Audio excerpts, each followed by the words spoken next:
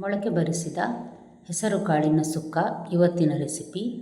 ಕೃಷ್ಣ ಜನ್ಮಾಷ್ಟಮಿ ಮತ್ತು ಗಣೇಶ ಚತುರ್ಥಿ ಅಂತೂ ನಾವು ಮಂಗಳೂರಿನವರು ಮಾಡುವಂತಹ ಇದೊಂದು ಸುಕ್ಕ ತುಂಬ ಚೆನ್ನಾಗಿ ಬರ್ತದೆ. ನಮಸ್ತೆ ಫ್ರೆಂಡ್ಸ್, ಗುಡ್ ಫುಡ್ ಲ್ಯಾಂಡ್ ಚಾನಲ್ಗೆ ನಿಮಗೆಲ್ಲರಿಗೂ ಆತ್ಮೀಯ ಸ್ವಾಗತ. ಇದಕ್ಕೆ ಮಸಾಲೆಗೆ ಏನು ಬೇಕು ನೋಡುವ. 1.5 ಟೀ ಸ್ಪೂನ್ನಷ್ಟು ಕೊತ್ತಂಬರಿ, ಸಣ್ಣ ಟೀ ಸ್ಪೂನ್, ಒಂದು ಅರ್ಧ ಟೀ ಸ್ಪೂನ್ನಷ್ಟು ಜೀರಿಗೆ, 1/4 ಟೀ ಸ್ಪೂನ್ನಷ್ಟು ಸಾಸಿವೆ, ಒಂದು 4 ಪೆಪ್ಪರ್ ಕರಿಮೆಣಸು. ಇದೆಲ್ಲವನ್ನು ಡ್ರೈ ರೋಸ್ಟ್ ಮಾಡಬೇಕು. ಅದರ ಜೊತೆ ಉದ್ದ ಮೆಣಸು ಮತ್ತು ಗಿಡ್ಡ ಮೆಣಸು ಒಂದು 4 ಹಾಕಿದ್ದೇನೆ. ಅದನ್ನು ಸಣ್ಣಗೆ ಕಟ್ ಮಾಡಿದ್ದೇನೆ ಉದ್ದ ಮೆಣಸನ್ನು. ಇದು ಒಳ್ಳೆ ರೋಸ್ಟ್ ಆಗುವವರೆಗೆ ಫ್ರೈ ಮಾಡಬೇಕು. ಇದು ನಾನು 1.5 ಕಪ್ಪಿನಷ್ಟು ಸಾಧಾರಣ ಮೊಳಕೆ ಬರಿಸಿ ಇಟ್ಟಿದ್ದೇನೆ. ಒಂದು ಬೆಳಿಗ್ಗೆ ನೆನೆ ಹಾಕಿ ರಾತ್ರಿ ನೀರು ತೆಗೆದು ಮರುದಿನ ಬೆಳಿಗ್ಗೆ ಒಳ್ಳೆ ಮೊಳಕೆ ಬಂದಿತ್ತು. ಇದು ನೋಡಿ ಅಂಬಟೆಕಾಯಿ, ಅಂದರೆ ಹಾಗ್ ಪ್ಲಮ್ ಅಂತ ಇಂಗ್ಲೀಷಲ್ಲಿ ಹೇಳ್ತಾರೆ.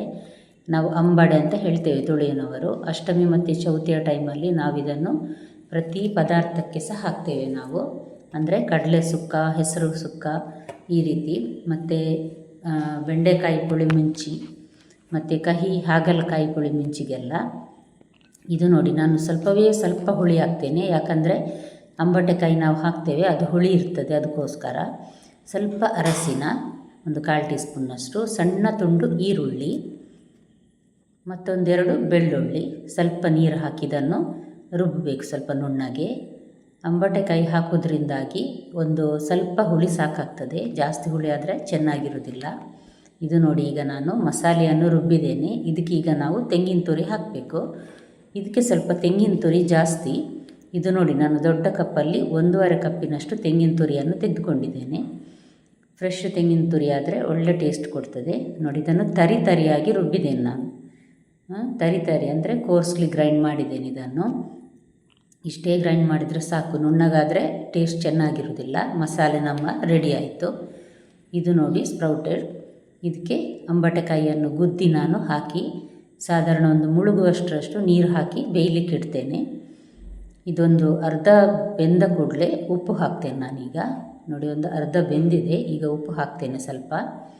ನಂತರ ಬೇಕಿದ್ದರೆ ನೋಡಿ ಹಾಕ್ಕೊಳ್ಬಹುದು. ಮುಚ್ಚಳ ಮುಚ್ಚಿ ಇನ್ನೊಂದು 5 ನಿಮಿಷ ಬೇಯಿಸ್ತೇನೆ ನಾನಿದನ್ನು. ನೀರು ಸ್ವಲ್ಪ ಇದೆ, ಸಾಕಷ್ಟೇ. ನೀವಿನ್ನೂ ನನ್ನ ಚಾನಲ್ ಗುಡ್ ಫುಡ್ ಲ್ಯಾಂಡನ್ನು ಸಬ್ಸ್ಕ್ರೈಬ್ ಮಾಡಿಲ್ಲ ಅಂದರೆ ದಯವಿಟ್ಟು ಸಬ್ಸ್ಕ್ರೈಬ್ ಮಾಡಿ, ಹಾಗೂ ನಿಮ್ಗೆ ಇಷ್ಟ ಆದರೆ ಲೈಕ್ ಬಟನನ್ನು ಪ್ರೆಸ್ ಮಾಡಿ, ಮತ್ತು ಫ್ಯಾಮಿಲಿ ಫ್ರೆಂಡ್ಸಿಗೆ ಶೇರ್ ಮಾಡೋದನ್ನು ಖಂಡಿತ ಮರಿಬೇಡಿ. ಇದು ನೋಡಿ ಗ್ರೈಂಡ್ ಮಾಡಿಟ್ಟ ಮಸಾಲೆ ಹಾಕ್ತಾ ಇದ್ದೇನೆ. ಹಾಕಿದ ನಂತರ ಒಂದು ಸಲ ಇದನ್ನು ಚೆನ್ನಾಗಿ ಮಿಕ್ಸ್ ಮಾಡಬೇಕು. ಮೀಡಿಯಮ್ ಹೀಟಲ್ಲಿ ನಾನೀಗ ಉರಿ ಇಟ್ಟಿದ್ದೇನೆ ನೋಡಿ, ಮಧ್ಯಮ ಉರಿಯಲ್ಲಿ ಇದನ್ನೀಗ ನಾನು ಮಿಕ್ಸ್ ಮಾಡ್ತಾ ಇದ್ದೇನೆ. ಚೆನ್ನಾಗಿ ಮಿಕ್ಸ್ ಆದ ನಂತರ ಲೋ ಫ್ಲೇಮಲ್ಲಿ ಒಂದು 5 ನಿಮಿಷ ಮೆಲ್ಲ ಇಟ್ಟು ಬಿಡಬೇಕು.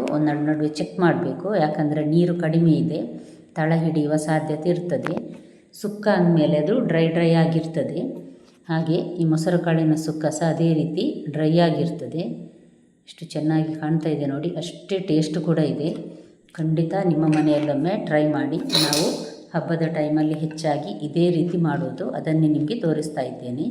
ಒಂದು 2 ಟೇಬಲ್ ಸ್ಪೂನ್ನಷ್ಟು ತೆಂಗಿನ ಎಣ್ಣೆ, ಒಂದು ಅರ್ಧ ಟೀ ಸ್ಪೂನ್ನಷ್ಟು ಸಾಸಿವೆ, ಒಂದು ಸಣ್ಣ 1/4 ತುಂಡು ಈರುಳ್ಳಿಯನ್ನು ನಾನಿಲ್ಲಿ ತೆಳುವಾಗಿ ಹಚ್ಚಿ ಒಗ್ಗರಣೆಗೆ ಹಾಕಿದ್ದೇನೆ. ಇದೊಂದು ಸ್ವಲ್ಪ ಕೆಂಪಗಾಗ್ತಾ ಬರ್ತಾ ಇದೆ ಅನ್ನುವಾಗ ಕರಿಬೇವು ಹಾಕುವ. ಕರಿಬೇವು ಒಂದು 3 ಎಸಳು ಕರಿಬೇವನ್ನು ನಾನು ಇದಕ್ಕೆ ನೋಡಿ ಹಾಕ್ತೇನೆ. ಒಳ್ಳೆ ಪರಿಮಳ ಮತ್ತು ಟೇಸ್ಟ್ ಇದೆ. ಅದಕ್ಕೋಸ್ಕರ ಜಾಸ್ತಿಯೇ ಹಾಕೋದು ನಾನು ಯಾವಾಗಲೂ ಕರಿಬೇವನ್ನು. ಇದು ನೋಡಿ ಈಗ ಚೆನ್ನಾಗಿ ಸ್ವಲ್ಪ ಬ್ರೌನ್ ಬಣ್ಣ ಬರಲಿ ಈರುಳ್ಳಿ, ಅಲ್ಲಿವರೆಗೆ ಫ್ರೈ ಮಾಡುವ. ನಂತರ ಒಂದು ಅರ್ಧ ಟೀ ಸ್ಪೂನ್ನಷ್ಟು, ಅಂದರೆ ಅರ್ಧ ಟೀ ಸ್ಪೂನ್ಗಿಂತ ಸ್ವಲ್ಪ ಕಡಿಮೆ ಹಿಂಗು, ನಾನಿಲ್ಲಿ ಪೌಡ್ರ್ ಹಿಂಗು ಹಾಕ್ತಾ ಇದ್ದೇನೆ. ಅಂಟು ಹಿಂಗು ಬರ್ತದೆ ನೋಡಿ, ಅದು ಹಾಕಿದರೆ ಇನ್ನಷ್ಟು ಟೇಸ್ಟ್ ಜಾಸ್ತಿ. ಈಗ ರೆಡಿ ಆಯಿತು ನೋಡಿ, ಒಗ್ಗರಣೆ ಹಾಕಿದ್ದೇನೆ. ಹೆಸರು ಕಾಳಿನ ಸುಕ್ಕ, ಅಂಬಟೆಕಾಯಿ ಹಾಕಿ ಮಾಡಿದಂಥ ಸುಕ್ಕ ರೆಡಿ ಆಯಿತು. ಖಂಡಿತ ನಿಮಗೆ ಇವತ್ತಿನ ರೆಸಿಪಿ ಇಷ್ಟ ಆಗ್ಬೋದು ಅಂತ ತಿಳ್ಕೊಳ್ತೇನೆ ಫ್ರೆಂಡ್ಸ್. ನಾಳೆ ಇನ್ನೊಂದು ಹೊಸ ರೆಸಿಪಿಯೊಂದಿಗೆ ಮತ್ತೆ ಭೇಟಿ ಆಗ್ತೇನೆ. ಧನ್ಯವಾದ.